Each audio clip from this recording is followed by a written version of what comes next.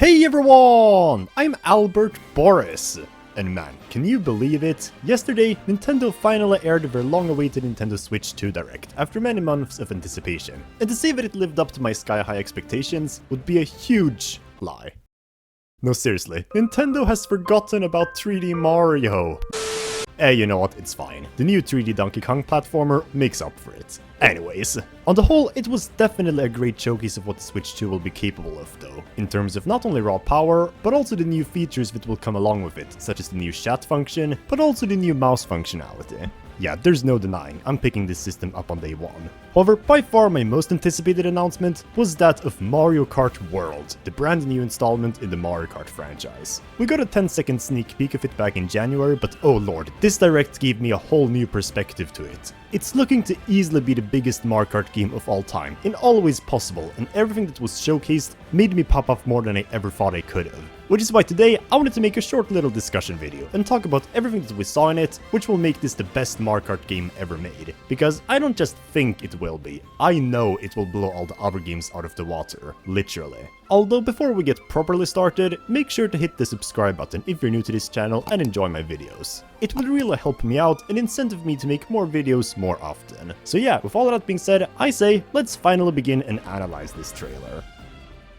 Starting off, let's get the elephant in the room right out of the way. This game appears to completely change the structure of Mario Kart as we know it, because for the first time, everything takes place in one massive open world. All of the game's tracks are interconnected to each other on a world map, which already is a huge step in a new direction. I've always been a huge fan of open world sandbox games personally, due to the sense of freedom, as well as joy of exploring uncharted territory, so to see Mario Kart take this approach as well is such a pleasant surprise. Not only do the tracks in each Grand Prix Cup take place in roughly the same area, resulting in a more organic progression, but better yet, you don't even have to do Grand Prix to enjoy this new style. You can also just explore this whole island at your own pace if you feel like as well, with the new free roam mode, either to learn how each track works or just to have fun and maybe take pictures with friends. Yes, even the snapshot mode from Mario Odyssey and 3D World returns, which is so cool. And honestly, all of this just has so much potential. Moreover, this new incentive to explore the tracks is such a welcome change from how linear and restrictive Mario Kart 8 Deluxe was with its tracks. They were certainly fun, but you could just not explore anything at all, without Lakitu coming to pick you up like a babysitter.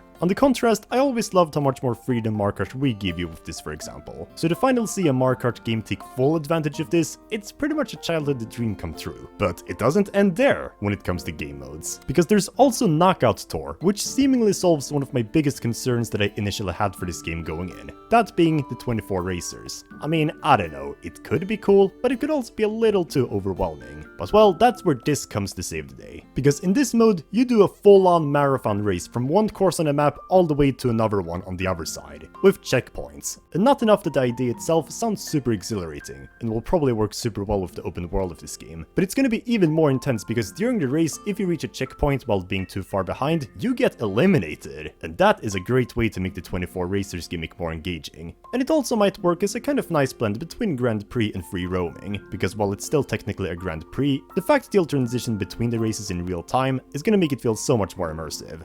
But of course, what's a Mario Kart game without its core selection? Without it, it wouldn't matter how out of the box these modes were. And luckily, these are some of the biggest and most ambitious tracks we've seen yet so far in the series. For one, the concept of Nitro and Retro tracks doesn't even seem to exist anymore. Instead, there's just 7 cups, and they contain both new and old tracks alike. And honestly, the Retro tracks don't even feel like Retro tracks anymore. Yeah, you thought Mario Kart 8 made them unrecognizable? Well, this one might have made them even more so in a good way. Mario Circuit 1, 2, and 3 from Super Mario Kart have all been combined into one track, Shy Guy Bazaar has a brand new daytime variant, and N64 Wario Stadium, DK Pass, Moo Moo Meadows, Peach Beach, and Koopa Troop Beach seem way more energetic with far more track elements now. And Desert Hills looks like a completely different track.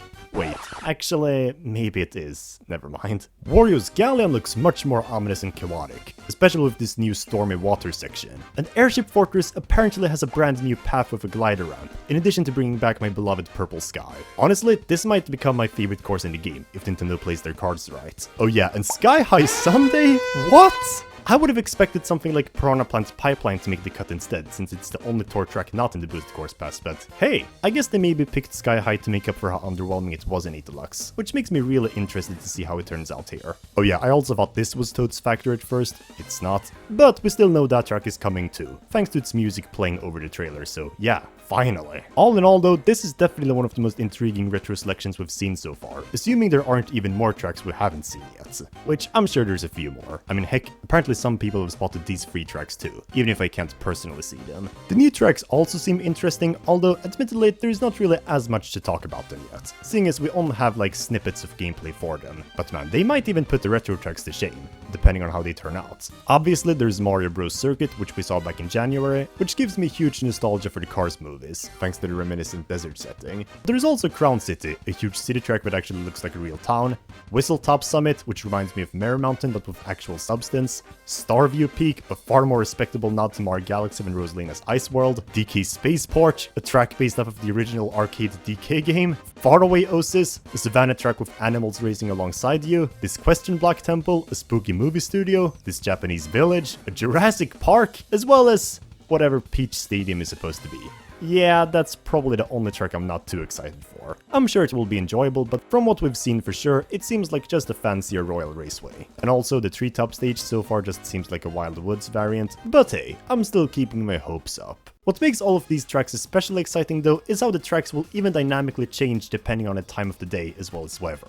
In real time, by the way, I think. I'm sorry, what? They really went out of their way to incorporate such a niche but still super immersive gimmick. I'm actually impressed, and hopefully it's gonna make the world of this game feel even more alive. And this also explains why some tracks are seen at both day and night, which thankfully does ease another worry of mine as well. On one hand, Shy Guy Bazaar at day looks cool too, but the night theme definitely gave it a more distinct atmosphere, which hopefully we still have in this game too. But yeah, they didn't need to add a day and night and weather cycle at all to this game, but they did, and I'm all the more thankful for it. And as it turns out, the raw gameplay also seems to have changed significantly, both for the better, but also worse in some ways. I guess one thing I'm a little concerned about is if the game is gonna feel slippery, because in this one clip we do have here, Luigi looks to feel a little too light, but hopefully it won't be an issue at all. But what's new though? Well, anti-gravity is nowhere to be seen, although truthfully I don't care too much about that, because a lot of Mario Kart 8 tracks made pretty basic use of it anyways. And the glider seems to have been replaced with an airplane mode that allows you to soar over the tracks for a longer time, and that is certainly a welcome addition. I like the glider in previous games too, but they were also really nothing more than just over-glorified jumps, whereas this time, being in the air seems like it's gonna be a lot more engaging. And that's just the tip of the iceberg. You can also drive over water now, slide on bridge railings, and even wall kick between walls. Seriously, this is gonna make for such unique track design. Hopefully it won't be too tricky to pull off though. On a few smaller notes though, I'm also happy to see veteran items from previous games make a return, such as the hammer and mega mushroom. The coin block returning particularly makes me excited about the prospect of no longer being limited to 10 coins per race, because that was always such a frustrating decision in Mario Kart 7 and 8.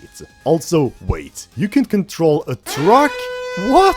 With all of that said though, I do have to ask why the players can drive during the countdown of the race though. Like, this is probably the only real complaint I'm having about this game. I guess it's maybe supposed to make it feel more authentic like a real race, but yeah, this just feels wrong to look at. Although hopefully it's gonna feel more natural in-game. You want to know what completely threw me off though in the best way possible? The character selection. Not because of how big it is, obviously that was expected, but because of just how bizarre these character picks are. Some of them were fairly predictable, like Nabbit or Hammerbro, Charging Chuck, Drybones, Wiggler, Spike, and I guess Monty Mole. But everything else new, I don't think I would have predicted in a million years. There's what? Goomba? Rocky Wrench? Pianta? Piranha Plant? Penguins? Snowman? Pokey, Cheep Cheeps, Conkdor, Dolphin, Cataquack, Beepa, Swoop, Stingbee, Parabitty Sidestepper, Coin Coffer, and f***ing Moo. Man, it's so niche, it doesn't even exist on the map, and even though I'm a bit against characters without arms racing, I honestly can't complain at all. This is so wacky, it just puts a smile on my face. And best of all, there are no clone characters, hallelujah! Or well, technically there are, but this time they're finally just different skins, and the way you unlock them, based on what we've seen, actually seems really cool. You see these yellow bags scattered across the tracks? Yeah, well, they're not Wonder Flowers, not even close, and honestly thank god. Instead, I suspect that they are food bags, and when you run into them, you get a hamburger item, which will transform your character to have a different costume, and that way you also permanently unlock them. This isn't confirmed, but it is my best guess, because one thing's for sure, neither this food bag or the hamburgers are ordinary items. And personally, I think it would be an excellent and really exciting way to implement different skins. They're obviously not as special as real characters, so the requirements for getting them shouldn't be as strict, but this way, there's also still an element of luck to keep it exciting. And that is all I wanted to say for this video, actually. Yeah, I think I've yapped long enough about how excited I am for this game. So with that, I think it's about time to wrap up this trailer discussion. But man, this is already such a fun game to talk about, and to think we still only know a fraction of what this game will have in store has me even more anticipated, because as it turns out, we're also getting a dedicated direct to this game in just 2 weeks. So yeah, but enough about that now. What do you think of the new trailer for Mario Kart World? Did you agree with me or not? Let me know in the comment section down below all about your thoughts for this game, and if you're as excited as I am. And if you enjoyed this video, then make sure to like, share, and subscribe to my channel, as I talk about everything Mario related. Follow me on Discord, Twitter, as well as Patreon for more updates as well. And I'll see you all soon. Until next time.